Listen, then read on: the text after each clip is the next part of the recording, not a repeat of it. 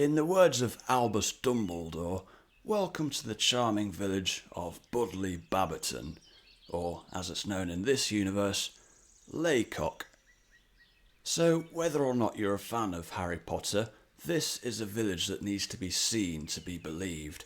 Potterheads will know this primarily as the filming location of Horace Slughorn's temporary residence featured in The Half-Blood Prince, and that includes the house itself, but more on that shortly.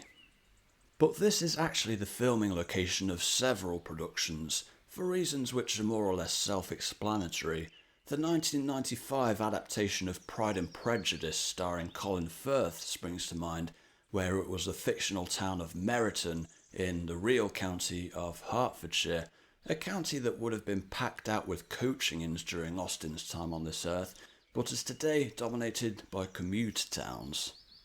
Wiltshire, on the other hand, where Laycock is actually located, is much less urbanised, with the notable exception of Swindon, of course, so the county is often used for Georgian period dramas. For instance, the neighbouring town of Corsham, just 3 miles away, was used in Poldark, the implication being that this neck of the woods seemingly skipped a good 200 years of architectural development. Ironic really, since Brunel's Great Western Railway is right around the corner.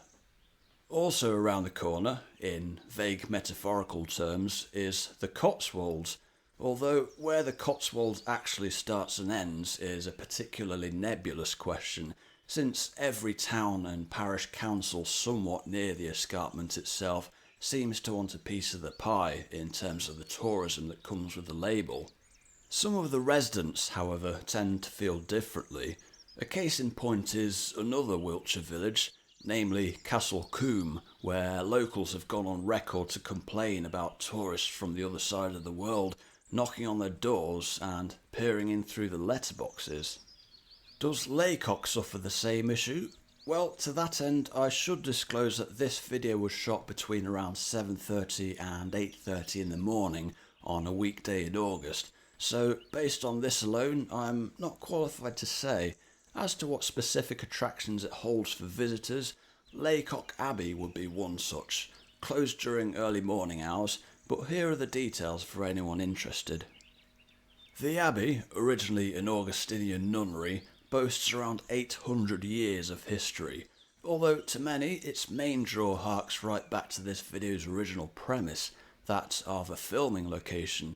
Its appearances include Downton Abbey, The Other Boleyn Girl, and, yes, Harry Potter, what with some of the early Hogwarts scenes having been filmed in the cloisters and surrounding rooms, not to mention its prequel, Fantastic Beasts, where the second instalment, The Crimes of Grindelwald, marks a return to Laycock Abbey, or whatever the opposite of return is in prequel jargon. Just outside the Abbey, and in the heart of the village itself, is a building of similar age, and in no way is this coincidental. This 14th century tithe barn was where the villagers would pay their rent of a kind to the nunnery, typically crops approximating 1/10, or tithe in Old English, of their harvest. The dissolution of the monasteries under Henry VIII made the barn obsolete to its original function, but it has been repurposed many times, including as a store of agricultural machinery, a market hall, and, even in true village fashion, a venue for coronation teas.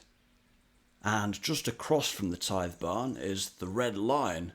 Dating from the early 18th century, this pub was depicted as the assembly room from the 1995 version of Pride and Prejudice, where Elizabeth Bennet's first inauspicious meeting with Mr. Darcy takes place, and all in the heart of Meryton, frequented by officers in their Regency regimentals, in suitably Austen-esque alliteration there. The parish church, dating from the 14th century, would be the main focal point in most other towns and villages, although in this case it simply blends in with its surroundings, such as the adjacent street, aptly named Church Street. On the right-hand side here is the Sign of the Angel, a former coaching inn with 15th century origins, and little to no signage. Or perhaps it's more accurate to say the rubble, stone and timber frames are the signage. In Harry Potter and the Half-Blood Prince, it was rebranded as the Babberton Arms in a blink and you miss it moment.